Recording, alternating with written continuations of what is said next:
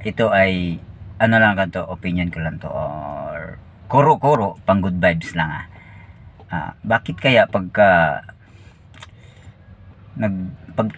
babae ang nasa social media, mag TikTok, mag Reels, bakit kaya 1,000 ang followers nila, no?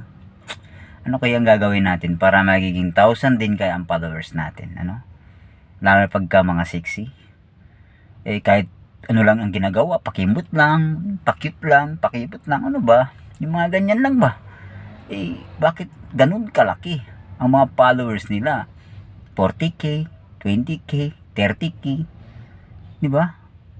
Yung mga 700k, mayroon pa nga 1 million, pero yun lang naman ang ginagawa nila. Siguro, dahil maganda sila, sexy, asset na yan. Pero pagka ano, yung ano lang, yung kumbaga kikimbot ka lang, sasayaw ka lang, hindi ka nag-sexy ng suot mo, hindi ka nagpanty at saka nag-brief o kaya nag-bra ka. Ang konti ng followers, ano? I-try ko kaya. Ako kaya naka-ano na lang, naka-bra, tsaka naka-panty o kaya naka-brief ako. Dadami kaya ang followers ko. Yung gagawin ko. Pang good vibes lang to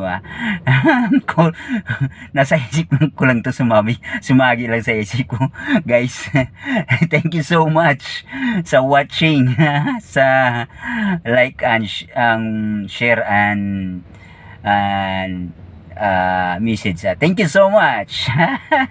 Bye.